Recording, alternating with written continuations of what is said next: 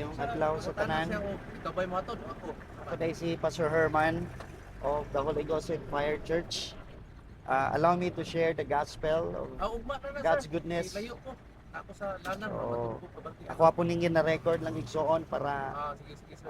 dili lang kita makadungog but even globally or even online. Tara na Mel. Isa. Kay ana ay personal revelation ng anong gusto ko na ko i-share even online kay I was once nga naa sa bondage before even through sa mga gadgets.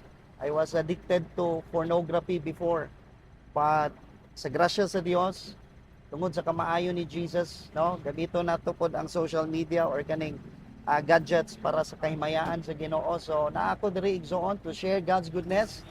Maayo gayud si Jesus, and regardless kung unsa ato ang journey sa life, unsa ato mga challenges, si Jesus niyon siya nga isangyo gyud ang maayong balita, no? This is really our time to preach the gospel kay karon libre pa nato ni mabuhat, no, ma-share nato. But salamat nga tagaay ko higayon kay moabot gyud ang time niyon ang Bible nga ang senaryo sa kalibutan, this will become worse. Mag-worsen pa ni igsoon. No, na ay famine, earthquakes, na ay wars, but this is really our time to share God's goodness.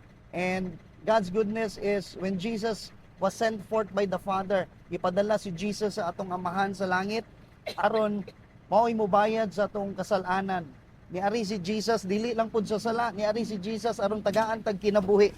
So yes, nakasala kitang tanan ug kinahanglan na bayaran, and tungod sa dakong gugma ni Jesus, gibayran na ni Jesus dito sa cross. Kay kitang tanan nakasala. And naatay mga nabuhat, inistoryahan, labaw sa tanan. Wala kitay relasyon sa Ginoo. But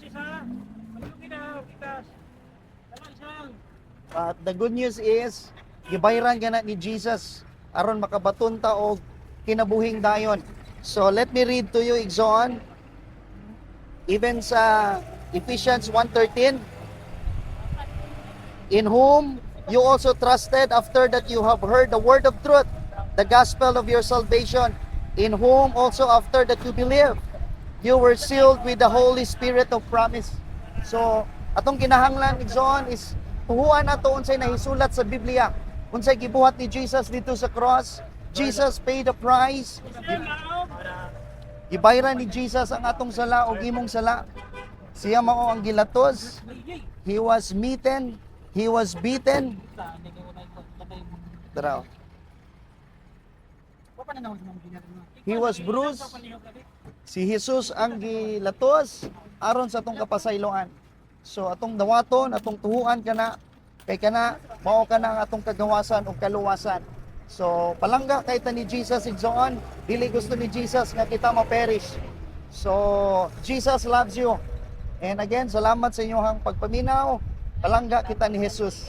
I'm Pastor Herman of the Holy Ghost and Fire Church from Samal Island. Salamat.